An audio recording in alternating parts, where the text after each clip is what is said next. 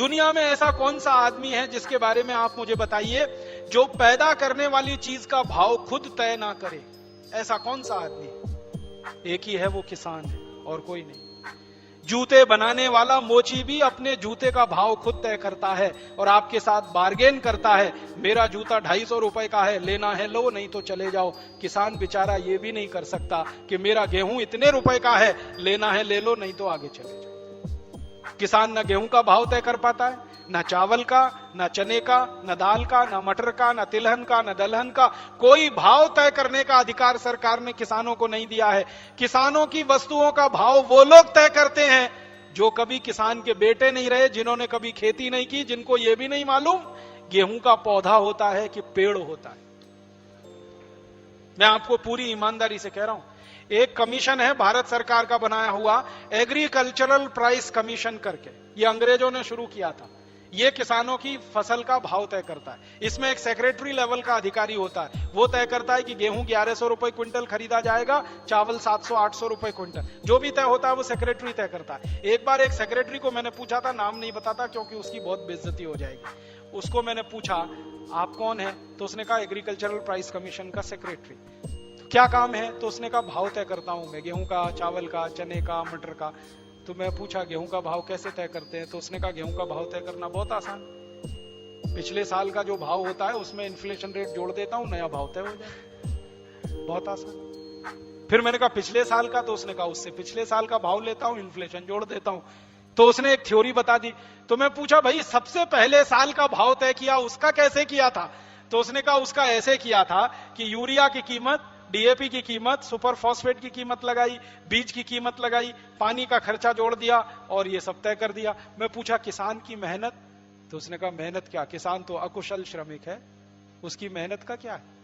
इतना मुझे करारा चांटा लगा गाल पर जो उसने मुझे कहा। उसने कहा किसान की मेहनत का क्या, वो तो अकुशल श्रमिक है, अनस्किल्ड लेबर है। अनस्किल्ड लेबर की कीमत तो हमारे यहां लेबर से भी कम है। रोजंदारी पर जो आप मजदूर लेते हैं उसको क्या देते हैं, 60-70 रुपए। मिनिमम गारंटी योजना में कितना, 100 रुपए। तो जो आप 60-70 से 100 रुपए देते हैं, उससे भी कम कीमत किसान के श्रम की तय होती है। आपको मालूम है जब गेहूं का भाव तय होता है। तो मैंने उस अधिकारी को पूछा कि आपको यह किसने बताया कि किसान का श्रम अकुशल है, अनस्किल्ड है? किसने बताई, किसने बनाई ये डेफिनेशन? तो उसने बेशर्मी से कहा अंग्रेजों ने।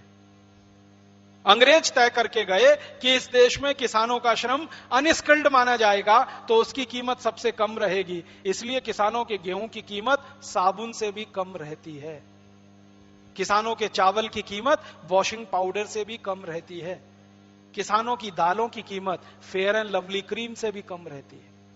आप सोचो ना कितना बड़ा शोषण है। 1 किलो वॉशिंग पाउडर खरीदें तो 1 किलो दाल भी नहीं आएगी, उतने में 1 किलो वॉशिंग पाउडर की कीमत है इस देश में। 75 ग्राम की साबुन 12 से 25 रुपए। 12 से 25 रुपए। 75 ग्राम है वो, 1 किलो नहीं है। एक तो साबुन 75 ग्राम है, 40 रुपए का। डव अब 40 रुपए का 75 ग्राम, लगभग 50 का 100 ग्राम हो गया, 1 किलो 500 रुपए का। और गाय का घी मिलता है 1 किलो 150 से 200 रुपए का। तो किसान गाय का घी पैदा करके 150-200 रुपए किलो बेचे और कंपनियां साबुन पैदा करके 500 रुपए किलो बेचे। ऐसा शोषण चल रहा है। प्राइसेस में पैरिटी नहीं है, समानता नहीं है, मूल्यों में समानता नहीं है। और एक बात और बताते हैं, जो गेहूं में पानी दिया जाता है उसका मूल्य लगता ही नहीं राजू, बिल्कुल नहीं लगता। क्योंकि मैंने एक जगह पूछा कि 1 किलो गेहूं पैदा करने के लिए पानी कितना लगता है, तो उसने जो पानी की क्वांटिटी बताई, उसने निकाला था वो इतना ज्यादा पानी था, यदि उसका पैसा पानी का 10 पैसे लीटर भी लगाए तो गेहूं का दाम के बराबर। माने वो जो पानी हम जो आज 10-12 रुपए लीटर खरीदते हैं, किसान के पानी का मूल्य 10 रुपए भी उसको नहीं मिलता है, जो 200-250 फीट नीचे गड्ढा खोद के और मोटर लगा के निकालता है। तो आप किसान को कोई मूल्य देते हैं, उसकी कीमत उसको वाजिब नहीं मिलती है। गेहूं का भाव 11 रुपए किलो क्यों है, चावल का भाव 12-15 रुपए किलो क्यों है? ये इसलिए है कि किसान के द्वारा पैदा की गई वस्तु का भाव वो खुद तय नहीं करता, उसकी मेहनत की सही कीमत उसमें नहीं लगाई जाती। और देखो कैसा शोषण और विडंबना इस देश में है कि किसान आज अगर खेत में काम करे तो उसकी मजदूरी की कीमत अनस्किल्ड लेबर वाली है, 100 रुपए रोज या 60-70 रुपए रोज। और वही किसान अगर खेती छोड़ दे, खेत बेच दे, गांव छोड़कर शहर चला जाए और किसी बैंक में चपरासी हो जाए, तो उसकी रोज की जो कीमत है श्रम की, वो 500 रुपए से ज्यादा हो जाती है, कभी कभी 700 रुपए हो जाती है। छठे वेतन आयोग के बाद, 6 पे कमीशन के बाद तो वो लगभग 700-800 रुपए है। अब बैंक में चपरासी हो जाए किसान अपना खेत बेचकर, तो उसको एक दिन का श्रम मिलेगा, एक दिन का मूल्य मिलेगा 700-800 रुपए, और वो खेत में अपनी हड्डी तोड़े और अपने पांव गलाए और इस देश के लिए पूंजी उत्पादन करके दे, तो एक दिन का श्रम का मूल्य है सिर्फ 100 रुपए। आप सोचिए इससे बड़ा अत्याचार क्या होगा। तो आप उसको अगर बैंक के चपरासी के बराबर का श्रम मूल्य देना शुरू कर दें, तो गेहूं का भाव बढ़ जाता है। मैंने एक दिन हिसाब निकाला था, अगर किसी बैंक के चपरासी को सरकार जो एक दिन का वेतन देती है, गेहूं पैदा करने वाले किसान का एक दिन का श्रम भी उसके बराबर नाप लिया जाए, तो गेहूं बिकेगा 5,000 रुपए क्विंटल, चावल बिकेगा 6,500 से 7,000 रुपए क्विंटल, कपास बिकेगी इस देश में 10 से 12,000 रुपए क्विंटल, मूल्य तय हो जाएगा उसका।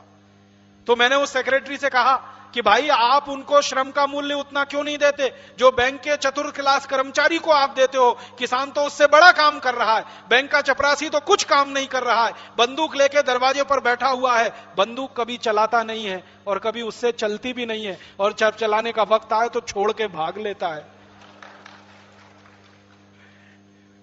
बैंक डकैतियां होती हैं तो कैसे होती है मालूम है? चपरासी सबसे पहले भाग लेता है। जो बंदूक चलाने के लिए दी गई है और उसके लिए जो उसको पैसा मिलता है, जब चलाने का नौबत आता तो बंदूक छोड़ के भाग लेता है। उसको आप 700-800 रुपए रोज का दे रहे हो, और जो किसान अपनी हड्डियां गला रहा है और देश के लिए पूंजी उत्पादन और अन्न उत्पादन करके दे रहा है, उसको दिन की मेहनत 100 रुपए, 80 रुपए, 70 रुपए, 60 रुपए। ये सबसे बड़ा तमाशा है। हमारे देश में 3 क्षेत्र हैं।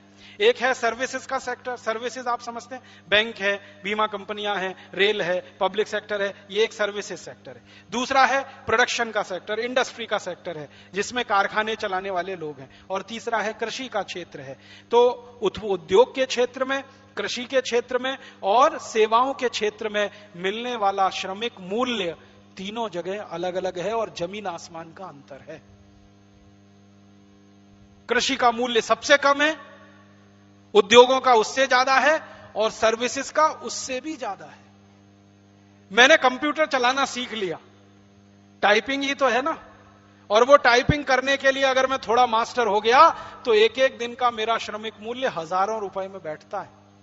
आपको मालूम है सॉफ्टवेयर इंजीनियर्स को 1-1 लाख रुपए, 1.5 लाख रुपए के पैकेज पे नौकरी मिलती है, तो उसका श्रमिक मूल्य रोज का 1000, 1200, 1500 रुपए, 8 घंटे काम कर रहा है, शरीर नहीं तोड़ रहा है, खाली कुर्सी पर बैठा हुआ है, एसी चल रहा है, गाड़ी में आता है, गाड़ी में जाता है, और उसका एक दिन का श्रमिक मूल्य आप हजारों में गिनते हैं। और जो किसान अपनी हड्डियां गलाता है, कमर तोड़ देता है, जिंदगी पूरी होम कर देता है, उसका श्रमिक मूल्य आप एक दिन का 100 रुपए भी नहीं गिनते। जब इतना शोषण होगा तो पूंजी उत्पादन में कमी आएगी। और पूंजी उत्पादन में कमी क्यों आई है इस देश में? हिंदुस्तान में आजादी के पहले जब खेती करने वाला किसान था ना, तो 1 एकड़ में 56 कुंटल चावल पैदा कर लेता था। इतनी उपजाऊ जमीन थी हमारी।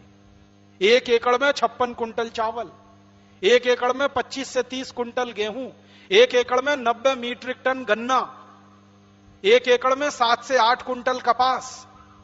इतनी उपजाऊ जमीन थी हमारी अंग्रेजों के पहले। फिर अंग्रेजों के आने के बाद ये यूरिया डीएपी का चक्कर शुरू हुआ, और आजादी के बाद तो बहुत भयंकर पैमाने पर यूरिया डीएपी का चक्कर शुरू हुआ। इसमें जमीन खराब होती गई, बंजर होती गई, हमारी जमीन पत्थर जैसी हो गई है। मालूम है, एक जमाना था कि इस देश की जमीन की मिट्टी पर पांव रखो तो ऐसा लगता था कि जैसे नए बने हुए रुई के गद्दे पर पांव रखकर आप चल रहे हैं। इतनी नरम, इतनी कोमल और इतनी मुलायम मिट्टी हुआ करती थी इस देश की। फिर क्या हुआ? मिट्टी में यूरिया डीएपी डाल डाल के और किसानों का दिमाग खराब किया हमारे देश के उन अधिकारियों ने और वैज्ञानिकों ने जो यूरिया डीएपी कंपनियों के एजेंट थे, जिनका एक ही उद्देश्य था यूरिया की बिक्री को बढ़ावा देना, डीएपी की बिक्री को बढ़ावा देना। इन यूरिया डीएपी कंपनियों के एजेंटों ने किसानों का दिमाग ऐसा घुमाया कि खेत में यूरिया डीएपी डलवाया, फिर धीरे धीरे खेत को नशा लग गया। जैसे शराबी आदमी को शराब का नशा लगता है, वैसे ही मिट्टी को यूरिया डीएपी का नशा लग गया। फिर हालत ऐसी हो गई कि मिट्टी में बिना यूरिया बिना डीएपी अन्न पैदा ही ना हो, तो किसान ने कट्टे पे कट्टा यूरिया डालना शुरू किया। पहले 1 कट्टा, फिर 2 कट्टा, फिर 3, फिर 10, फिर 15, फिर 20, अब बोरे के बोरे यूरिया पड़ते हैं। मिट्टी पूरी बंजर हो रही है, खराब हो रही है, पत्थर जैसी कठोर हो रही है। अब उसमें उत्पादन भी कम हो रहा है, तो पूंजी का निर्माण भी कम हो रहा है। इस कारण से पूंजी की कमी आई है इस देश में। आपको मालूम है, हमारे देश की सरकार के बजट का सबसे कम हिस्सा किसानों पे ही खर्च होता है। बजट का सबसे कम हिस्सा हमारे देश की सरकार के पिछले 15 साल के बजट का मैंने बहुत बारीकी से अध्ययन किया। पिछले 15 साल में हर साल खेती और किसानों के लिए खर्चा कम होता जा रहा है, लगातार कम होता जा रहा है। तो किसानों को सब मदद करोगे नहीं, उनको मदद दोगे नहीं, उनको सुविधाएं दोगे नहीं, उनका सम्मान करोगे नहीं, हर समय हर क्षण उनका अपमान करोगे, तो किसान फिर बेचारा पूंजी उत्पादन के काम में जो लगा हुआ है वो उससे भटकेगा, वो उससे अलग हटेगा या कम करेगा। इसलिए पूंजी की कमी हुई है इस देश में। और उस पूंजी की कमी को पूरा करने के लिए हमारे ये मूर्ख नेता, जिनको मैं मूर्ख शब्द में कहना चाहूंगा, क्योंकि जहां पूंजी मूल रूप से पैदा हो रही है उस किसान की मदद तो नहीं कर रहे हैं। उस पूंजी की कमी को पूरा करने के लिए विदेशी कंपनियों को दरवाजे खोलकर बुला रहे हैं, आओ आओ हमको पैसा दो। ये कुछ